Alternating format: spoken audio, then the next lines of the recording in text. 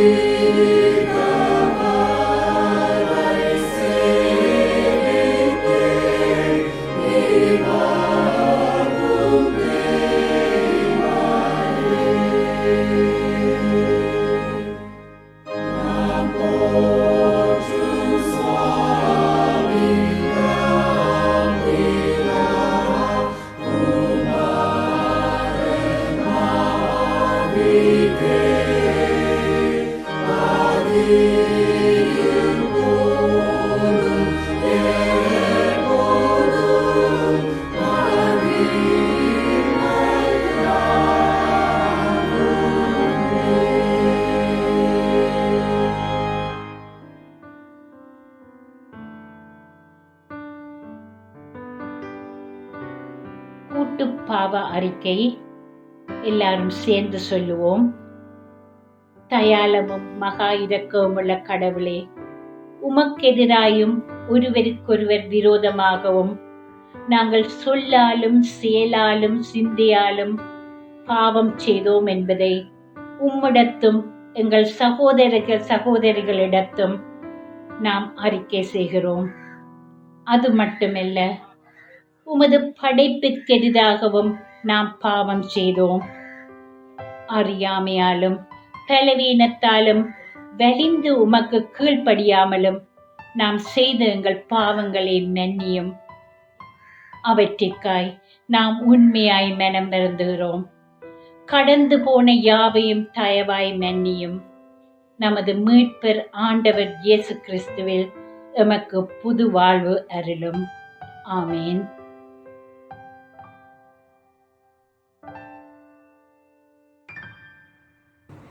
பேரருளும் இரக்கமிக்க கடவுள் உங்கள் பாவங்கள் எல்லாம் மன்னித்து பாவ கடன் தீர்த்து புது வாழ்வு வாழ தருணமளித்து தூய ஆவியானவரின் அருளையும் ஆறுதலையும் உங்களுக்கு தந்தருளுவாராக. ஆமென்.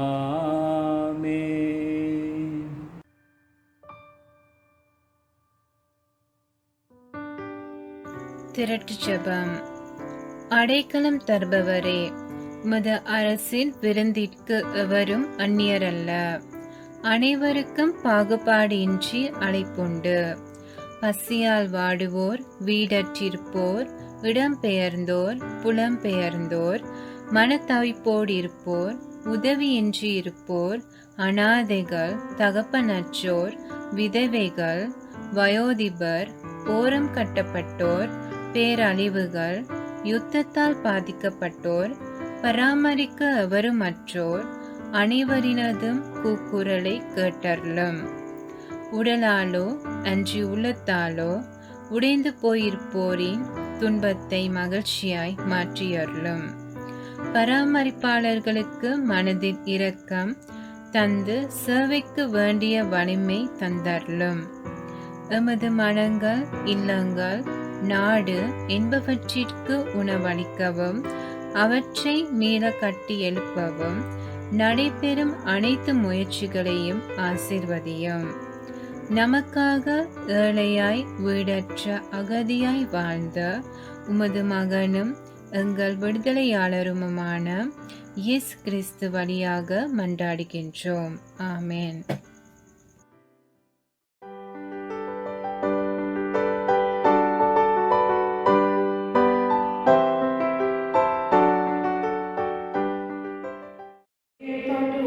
தொடக்கம் 45ஆம் அதிகாரம் 1ஆம் வசனம் முதல் 15ஆம் வசனம் வரை.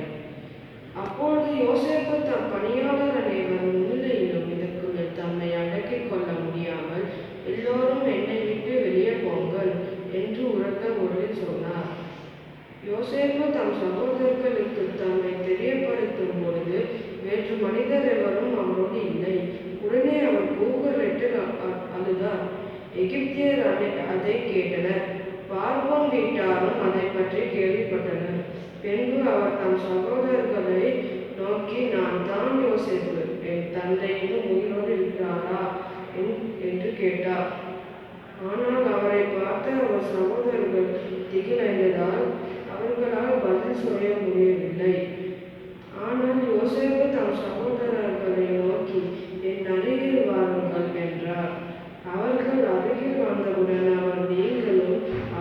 நீங்கள் எகிப்திற்கு செல்லுமாறு பெற்ற உங்கள் சகோதரனாகிய யோசேப்பு நான் தான். நான் இங்கு செல்லுமாறு நீங்கள் என்னை விட்டுவிட்டது குறித்து மனம் கலங்க வேண்டாம். உங்கள் மீது சினம் கொள்ள வேண்டாம். ஏனெனில் உயிர்களை காக்கும் பொருட்டே கடவுள் உங்களுக்கு முன்னே என்னை எகிப்திற்கு அனுப்பி அருளினார். நாட்டில் பஞ்சம் தொடங்கி 2 ஆண்டுகளே ஆகியுள்ளன. இன்னும் 5 ஆண்டுகள் உணவோ அறுவடையோ இராது. அதனால் உலகில் உங்களுள் எஞ்சி இருப்போரை பாதுகாக்கவும் பெரும் மீட்பு செயலால் உங்கள் உயிர்களை காக்கவும் கடவுள் உங்களுக்கு முன் என்னை அனுப்பி வைத்தார். என்னை இங்கு அனுப்பியது நீங்கள் அல்ல, கடவுள்தான்.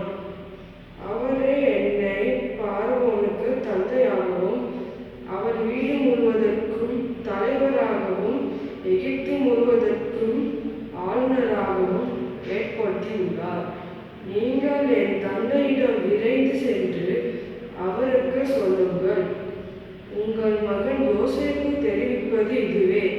கடவுள் என்னை எகிப்து முழுவதற்கும் ஆளுநராக நியமித்துள்ளார்.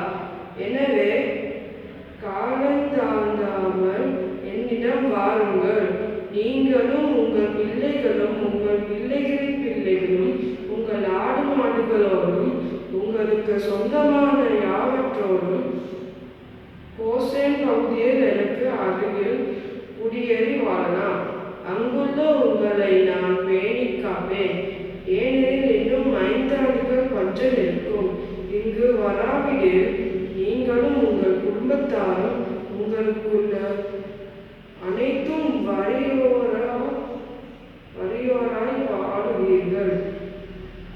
இதோ உங்களோடு பேசுவது என் வாய்தான் என்பதை நீங்களும் என் சகோதரன் பெஞ்சமினும் கண்ணாரக் காண்கிறீர்கள். நான் எகிப்தில் அடைந்துள்ள சிறப்பு அனைத்தையும் நீங்கள் கண்ட யாவற்றையும் என் தந்தைக்கு தெரிவியுங்கள். விரைந்து போய் என் தந்தையே இங்கே அழைத்து வாருங்கள் என்று கூறினார். பிறகு தம் சகோதரன் பெஞ்சமினை அரவணைத்து அவன் தோளில் தலை சாய்த்து கொண்டு அழுதார். பெஞ்சமினும் அப்படியே அவர் தோளில் தலை சாய்ந்து கொண்டு அழுதார். பின் யோசேப்பு தம் சகோதரர் யாவற்றையும் முத்தமிட்டு அழுதார். இதன் பின் அவர்கள் அவரோடு உரையாடினர். ஆண்டவரின் திருவார்த்தை.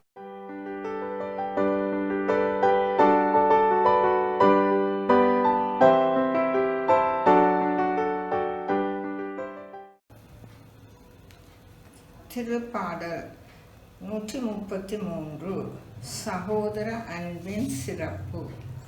சகோதரர் ஒன்றுபட்டு வாழ்வது எத்துணை நன்று, எத்துணை இனியது. அது ஆரோனின் தலையினிலே ஊற்றப்பெற்ற நறுமண தைலம் அவருடைய தாடி நின்று வழிந்தோடி அவர் தம் அங்கியின் விளிம்பை நனைப்பதற்கு ஒப்பாகும். அது ஏர்மோனின் மலைப்பனி சியோனின் மலைகள் மேல் இறங்குவதற்கு ஒப்பாகும். ஏனெனில் அங்கிருந்தே என்றுமுள்ள வாழ்வெனும் ஆசிதனை ஆண்டவர் பொழிந்தருளுவார். ஆமென்.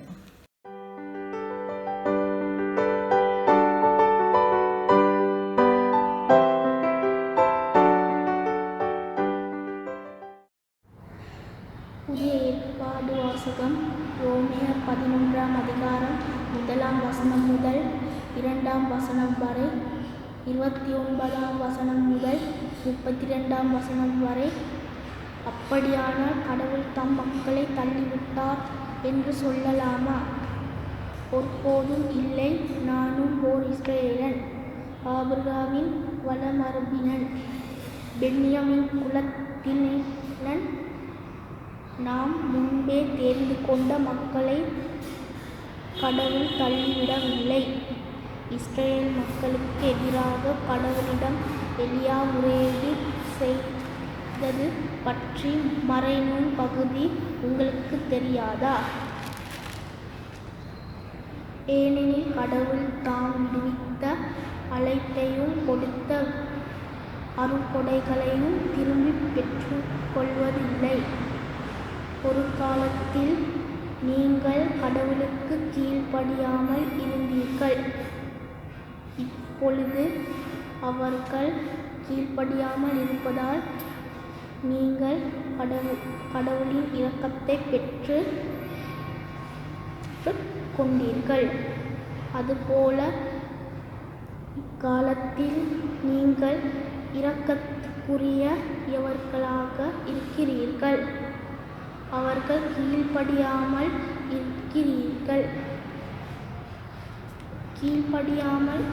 இருக்கிறீர்கள். ஆனால் அவர்களும் விரைவில் இரக்கம் பெற்று கொள்வார்கள். அதன் பொறுப்பே இவ்வாறு நடந்திருக்கிறது. ஏனெனில் அனைவருக்கும் இரக்கம் காட்டுவதற்காகவே கடவுள் அனைவரையும் கீழ்ப்படியாமைக்கு உட்படுத்தினார். இது ஆண்டவரின் திருவார்த்தை.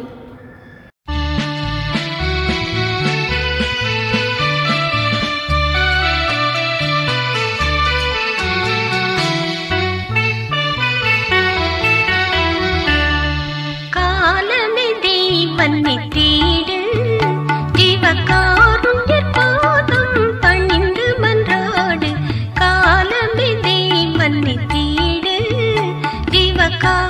எப்போதும் பணிந்து மன்றாடு.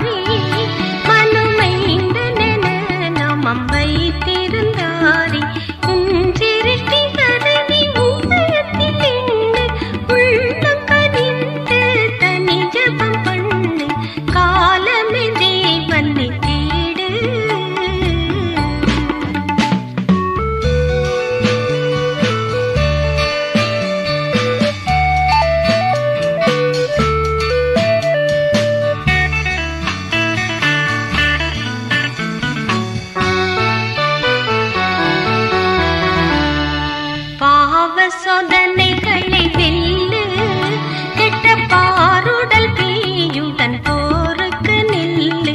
ஜீவ கிரீடம் சிரத்தில் அணிய, சிந்தனை செய்வனு வீலனை பணிய, காலமே தேவனை தேடு.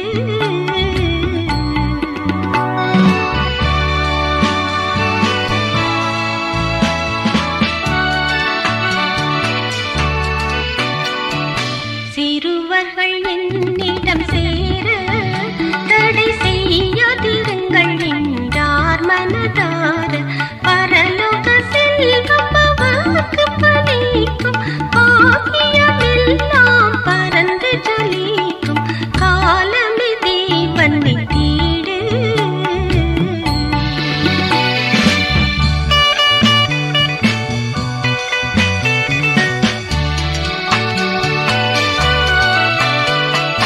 வேலையுனக்கு கை கூட, சத்திய வேதன் கிருபை வரத்தை மன்றாட. காலை தெருவோரனை கண்டடைவாரி, கண்விழித்து ஜெபம் செய்யும் என்றாரி, காலமே தேவனை தேடு. ஜீவகாருண்யத்தோதும் பணிந்து மன்றாடு, காலமே தேவனை தேடு. ஜீவகாருண்யத்தோதும் பணிந்து மன்றாடு, காலமே தேவனை தேடு.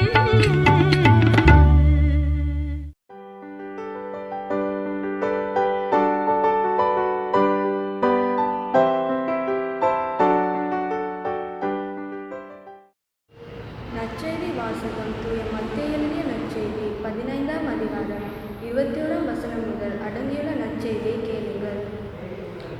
இயேசு அங்கிருந்து புறப்பட்டு தீர், சீதோன் ஆகிய பகுதிகளை நோக்கி சென்றார். அவற்றின் எல்லைப் பகுதியில் வாழ்ந்து வந்த கானானிய பெண் ஒருவர் அவரிடம் வந்து, ஐயா, தாவீதின் மகனே, எனக்கு இறங்கும், என் மகள் பேய் பிடித்து கொடுமைக்குள்ளாகி இருக்கிறார் என கதறினார். ஆனால் இயேசு அவரிடம் ஒரு வார்த்தை கூட மறுமொழியாக சொல்லவில்லை. சீடர்கள் அவரை அணுகி, நமக்கு பின்னால் கத்திக்கொண்டு வருகிறாரே, இவரை அனுப்பிவிடும் என வேண்டினர்.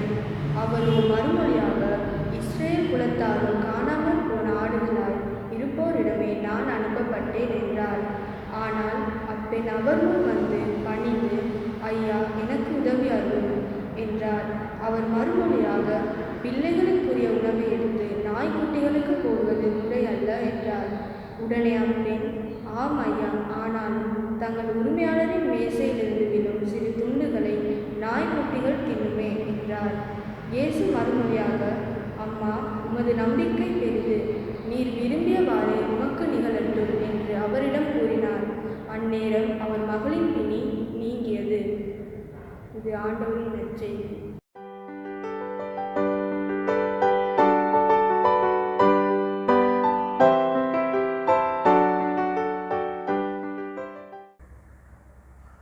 நாங்கள் ஜெபம் செய்வோமாக. என் கண்மலையும் மீட்பெருமாய கர்த்தாவே, என் வாயின் வார்த்தைகளும் எங்கள் யாவரது இருதயங்களின் தியானமும் எப்பொழுதும் உம்முடைய சமூகத்திலே பிரீதியாக இருப்பதாக. ஆமேன். கிறிஸ்துவுக்குள் அன்பானவர்களே, இன்றைய நற்செய்தியை நாங்கள் கானானிய இஸ்ரேலுடைய விசுவாசத்தை பற்றிய சம்பவத்தை நாங்கள் காணக்கூடியதாக இருக்கின்றது. கடந்த ஞாயிறிலே பேதுருடைய விசுவாச இன்மையை குறித்து ஆண்டவர் அற்ப விசுவாசியே என்று கூறுகின்றார். ஆனால் இன்று கானானிய ஸ்திரியை பார்த்து அவருடைய விசுவாசத்தை ஆண்டவர் பாராட்டுகிறவராக காணப்படுகின்றார். நாங்கள் பார்க்கிறோம், கானானிய ஸ்திரி ஆண்டவரிடத்திலே வந்து தனது மகள் அசுத்த ஆவினாலே பீடிக்கப்பட்டிருப்பதை பற்றி கூறி அவளை குணமாக்கும்படியாக கூறுகின்றார். ஆண்டவர் ஒன்றும் பேசாதவராக இருந்தார். சீஷர்கள் கூட அவளை அனுப்பிவிடும் என்று கேட்டுக்கொள்கிற பொழுதும் கூட அவள் மீண்டும் மீண்டுமாக ஆண்டவரிடத்திலே அங்கு தனது மகளை குணமாக்கும்படியாக கூறுகின்றார். அப்பொழுது ஆண்டவர் கூறுகின்ற காரியம், நான் இஸ்ரவேலருக்கு மாத்திரம்தான் அனுப்பப்பட்டேன் என்று கூறுகின்றார். அது மாத்திரமல்ல, அதுக்கு மேலாக ஒருபடி சென்று அவர் கூறுகின்றார், பிள்ளைகளுடைய அப்பத்தை நாய்க்குட்டிகளுக்கு போடுகிறது நல்லதல்ல என்று கூறுகின்றார். அந்த வழியிலே காணானிய ஸ்திரீ சொல்கிற காரியம், நாய்கள் எஜமானுடைய மேசையிலிருந்து கீழே விழும் துணிக்கைகளை பொறுக்கிக் கொள்ளுமே என்று அவள் மாறுத்தரமாக கூறுகின்றாள். அந்த வழியிலே அந்த காணானிய ஸ்திரீனுடைய விசுவாசத்தை ஆண்டவர் பாராட்டுகின்றார். என்றால் அவ்வளவு நெருக்கங்கள், கஷ்டங்கள், சோதனை வந்த பொழுதும் கூட அவள் விசுவாசத்தோடு ஆண்டவர் எப்படியும் குணமாக்க வேண்டும் என்று கேட்டுக்கொள்கிறவளாக காணப்படுகின்றார். கிறிஸ்துவுக்குள் அன்பானவர்களே, நாங்கள் இதிலே ஆரம்பத்திலே கடந்த வாரத்தில் நாங்கள் பார்க்கிறோம், பேதுருடைய அவிசுவாசத்தை குறித்து நாங்கள் பார்க்கின்றோம். இன்று காணானிய ஸ்திரீயுடைய விசுவாசத்தை குறித்து நாங்கள் காணக்கூடியதாக இருக்கின்றது. பேதுரு இயேசுவோடு நெருங்கி ஜீவித்தாலும் ஆண்டவருடைய அற்புதங்களை, அடையாளங்களை அவன் கண்டிருந்தாலும் கூட அங்கு கடலிலே நடக்கின்ற பொழுது, இயேசுவை பார்த்து நடக்கின்ற பொழுது அவன் நம்பிக்கையோடு நடக்கின்றான். பிறகு இயேசுடைய பார்வையிலிருந்து தனது கண்களை கடல் பக்கமாக, காற்றின் பக்கமாக திருப்புகின்ற பொழுது அவன் மூழ்கிற நிலையிலே காணப்படுகின்றான். ஆண்டவரை காப்பாற்றும் என்று கேட்டுக்கொண்ட பொழுது ஆண்டவர் அவனுடைய கையை பிடித்து தூக்கிவிட்டு அற்ப விசுவாசியே என்று கூறுகின்றார். இங்கு நாங்கள் பார்க்கிறோம், இந்த காணானிய ஸ்திரீ ஆண்டவரிடத்திலே வந்து மீண்டும் மீண்டுமாக அங்கு தனது மகள் அசுத்தாவி பிடித்திருப்பதை குணமாக்க வேண்டும் என்று கேட்டுக்கொள்கின்ற பொழுது ஆண்டவர் கூறிய பதில்கள் எப்படிப்பட்டதாக இருந்தாலும் கூட அவள் எல்லாவற்றையும் சகித்து கொண்டு விசுவாசத்திலே அவள் உறுதியாக இருப்பதை நாங்கள் காணக்கூடியதாக இருக்கின்றது. ஆகவே அவருடைய விசுவாசத்தை ஆண்டவர் பாராட்டுகிறவராக நாங்கள் பார்க்கிறோம். கானானியர் அங்கு மற்றவர்களாலே ஒதுக்கப்பட்டவர்களாக இருந்தாலும் கூட அந்த ஸ்திரீ அங்கு விசுவாசத்திலே நிறைந்தவளாக காணப்படுகின்றார். எங்களுடைய கிறிஸ்தவ வாழ்க்கையை நாங்கள் பார்க்கிறோம். நாங்கள் கிறிஸ்துவோடு நெருங்கி ஜீவிக்கின்ற பொழுது சோதனைகள், கஷ்டங்கள், வியாதிகள், துன்பங்கள், பின்னடைவுகள், எதிர்ப்புகள் வரலாம். இப்படியான சோதனை வருகின்ற பொழுது நாங்கள் எவ்விதமாக நாங்கள் செயல்படுகிறோம் என்பது தான் முக்கியமானதாக காணப்படுகின்றது. நாங்கள் பழைய ஏற்பாட்டிலே பார்க்கின்ற பொழுது அங்கு நாகமானை நாங்கள் பார்க்கின்ற பொழுது அவன் சீரிய இராணுவத்துக்கு தளபதியாக இருந்தான். அங்கு நாகமான் அங்கு எலியாவின் மூலமாக அங்கு 7 முறை யோர்தானதிலே ஞானஸ்நானம் பெரும்படியாக கூறின பொழுது அங்கு 7 முறை அவன் ஸ்நானம் செய்து அங்கு அவனுடைய குஷ்ரோகம் நீங்கி அவன் குணமடைகிறதை நாங்கள் காணக்கூடியதாக இருக்கின்றதாகவே நாகமானுடைய விசுவாசம் அங்கு அவனை குணமாக்கியதை நாங்கள் காணக்கூடியதாக இருக்கின்றது. நாங்கள் பார்க்கிறோம், இயேசுடைய வாழ்க்கையிலே அநேக நேரத்திலே ஆண்டவர் மக்களுடைய அவிசுவாசத்தை பார்க்கிறவராக காணப்படுகின்றார். நாங்களும் கூட எமது வாழ்க்கையிலே பலவிதமான கஷ்டங்கள், தோல்விகள் வருகின்ற பொழுது நாங்கள் விசுவாசத்தோடு நாங்கள் முன்னேற வேண்டியவர்களாக காணப்படுகின்றோம். ஆண்டவரே விசுவாசத்தை தொடக்கிறவரும் முடிக்கிறவருமா இருக்கிறார். நாங்கள் அவரை நோக்கி நாங்கள் பயணிக்கின்ற பொழுது தடைகள், கஷ்டங்கள், துன்பங்கள் வந்தாலும் கூட, நெருக்கடியான சூழ்நிலை வந்தாலும் கூட நாங்கள் ஆண்டவருடைய பார்வையிலிருந்து எமது கண்களை திருப்பக்கூடாது. என்றால் ஆண்டவர் எம்மை ரட்சிக்க வல்லவராக இருக்கிறார் என்ற எண்ணத்தோடு நாங்கள் ஆண்டவர் நோக்கி நாங்கள் பயணிக்க வேண்டியவர்களாக காணப்படுகின்றோம். இந்த கானானிய ஸ்திரீ மீண்டும் மீண்டும் ஆண்டவரை தஞ்சம் என்று ஆண்டவருடைய காலிலே விழுகிறவளாக காணப்படுகின்றாள். ஆகவே ஆண்டவரே கானானிய ஸ்திரியை அங்கு பாராட்டுகிறார், அப்படி விசுவாசத்தை பெரிது என்று மெச்சுகின்றார் என்று பார்க்கின்றோம். ஆகவே நீங்கள் நாங்களும் எப்படி இருக்கின்றோம் என்பதுதான் முக்கியம். எமது கிறிஸ்தவ வாழ்க்கை எப்படி போய்கொண்டிருக்கிறது? நாங்கள் ஆண்டவர் நோக்கி நாங்கள் பயணிப்போம்.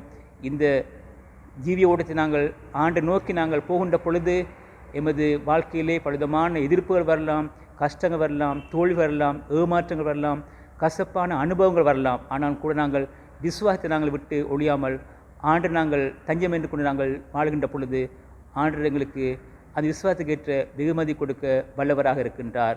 அப்படி வல்லமை பெற விசுவாசத்திலே உறுதியாக இருக்க எம்மை ஆண்டவருக்கு அர்ப்பணிப்போமாக. ஆமேன். நாங்கள் ஜெபம் செய்வோமாக.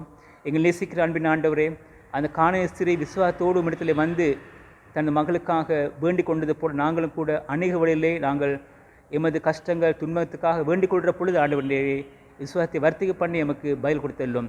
நாங்களும் கூட விசுவாசத்திலே வேறொன்று வாழ கிருபை கொடுத்துள்ளோம். இயேசு நாமத்தினாலே ஜெபங்கக்கிறோம் பரமபிதாவே. ஆமேன்.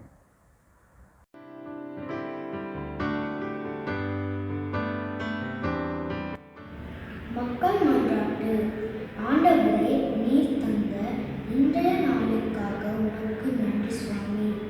நாங்கள் அனைவரும் ஒரு குடும்பமாக இங்கு இணைந்துள்ளோம். வர முடியாமல் இருக்கும் சபை மக்களுக்காக உம்மிடம் மன்றாடுவோம். எங்கள் ஜெபத்தை கேட்டருளும். எமது நாட்டின் ஜனாதிபதி, பிரதமர், எதிர்க்கட்சி தலைவர் மற்றும் நாட்டின் அனைத்து மக்களுக்காகவும் ஜெபம் செய்வோம். நடந்து முடிந்த தேர்தல் மூலம் தேர்வு பெற்ற அனைவரும் எமது நாட்டை சமாதானத்துடன் வழிநடத்த உனது ஆசீர்வாதத்தை அவர்களுக்கு தந்தருளும். ஆண்டவரே, கர்த்தாவே, எங்கள் ஜெபத்தை கேட்டருளும். எமது நாட்டின் மக்கள் மற்றும் உலக வாழ் மக்களுக்காகவும் மன்றாடுவோம். கொரோனா வைரஸ் நோயினால் பாதிக்கப்பட்ட சிறு பிள்ளைகள் முதல் பெரியோர்களுக்காக வைத்தியசாலையிலும் வீடுகளிலும் இருக்கும் ஒவ்வொரு மக்களுக்காகவும் மன்றாடுவோம். ஆண்டவரே, இவர்கள் அனைவரையும் குணமாக்கி சுகப்படுத்தி அருளும். கர்த்தாவே, எங்கள் ஜெபத்தை கேட்டருளும்.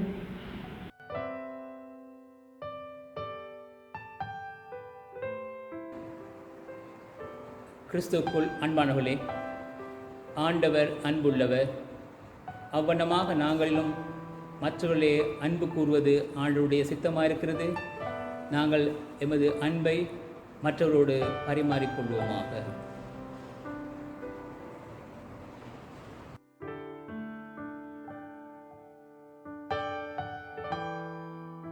மத்தேயு 7:12.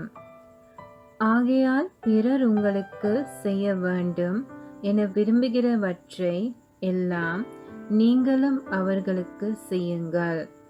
இறைவாக்குகளும் திருச்சட்டமும் கூறுவது இதுவே. கர்த்தருடைய ஜெபம். பரமண்டலங்களில் இருக்கிற எங்கள் பிதாவே, உம்முடைய நாமம் பரிசுத்தப்படுவதாக, உம்முடைய ராஜ்யம் வருவதாக, உம்முடைய சித்தம் பரமண்டலத்திலே செய்யப்படுகிறது போல பூமியிலேயும் செய்யப்படுவதாக. அன்றன்றுள்ள எங்கள் அப்பத்தை எங்களுக்கு இன்று தாரும். எங்களுக்கு விரோதமாய் குற்றம் செய்கிறவர்களுக்கு நாங்கள் மன்னிக்கிறது போல எங்கள் குற்றங்களை எங்களுக்கு மன்னியும். எங்களை சோதனைக்குள் பிரவேசிக்க பண்ணாமல் தீமை நின்று எங்களை ரட்சித்துக் கொள்ளும். ராஜ்யமும் வல்லமையும் மகிமையும் என்றென்றைக்கும் உம்முடையவைகளே. ஆமேன். மத்தேயு 7:24. ஆகவே நான் சொல்லும் இவ்வார்த்தைகளை கேட்டு இவற்றின்படி செயல்படுகிற எவரும் பாறை மீது தம் வீட்டை கட்டிய அறிவாளிக்கு ஒப்பாவார். சமாதானத்தோடு சென்று ஆண்டவருக்கு பணிபுரியுங்கள். கிறிஸ்துவின் நாமத்தினாலே. ஆமென்.